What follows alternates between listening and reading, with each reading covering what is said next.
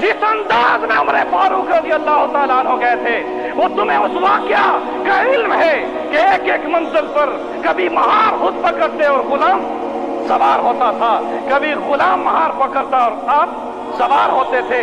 जहां जब मंजिल वहां पहुंची कि बैतुल मुक़द्दस करीब आया, वहां बारी किसकी थी महार पकड़ने की? किसकी थी? उमर की थी। किसकी थी? और ऊपर बैठने की बारी किसकी थी?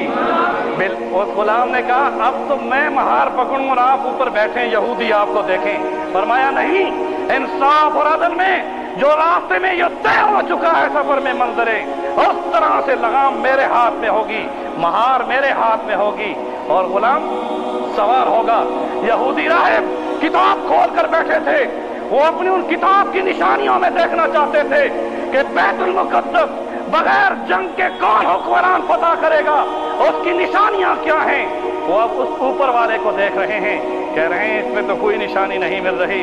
सहाबा वहां मौजूद थे, उन्होंने कहा ऊपर वाला जो सवार है वो गुलाम है, जो खलीफा है उसके हाथ में महार है। जब उन्होंने उमर के कुर्ते पर पैमंद गिने और 12 पैमंद थे, जब उमर की शख्सियत को देखा तो उन राहिबों ने कहा हम बगैर जंग के बैतुल मुक़द्दस की चाबियां तुम्हें देना चाहते हैं, इस ऐलान के साथ कि हमारी किताब तौरात में इस बैतुल मुक़द्दस के फाते की जो निशानियां लिखी गई थी उमर वो तुझके अंदर सारी मौजूद हैं। और अल्लाह ने कुरान में कहा मोहम्मद रसूलुल्लाह वल्लज़ीना माअहु अशिद्दाउ अलल कुफ़ार रुहमाउ बैनहुम, कि अल्लाह मोहम्मद रसूलुल्लाह किसके रसूल हैं बताओ? मोहम्मद अल्लाह के।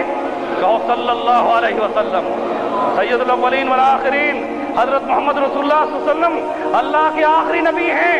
फरमाया कि उन पर ईमान लाने वाले जो आपस में भाई भाई लेकिन काफिरों के मुकाबले में क्या है बताओ? शदीद हैं, उनमें ग़ज़ब और ग़ज़ब भरा हुआ होता है।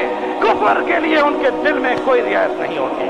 काफिरों के लिए मोमिन के दिल में कोई रियायत है बताओ? नहीं है। और आगे सीमाओं फी वजूहिहिम मिन असर सुजूद, उनके चेहरों पर नूर के निशान होते हैं।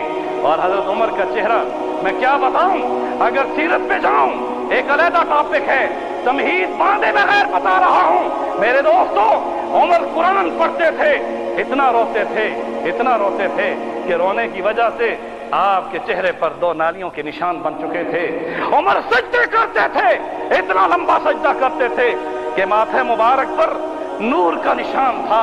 उमर की तनादो देखो कि जिससे रोम डरता था, जिससे ईरान डरता था।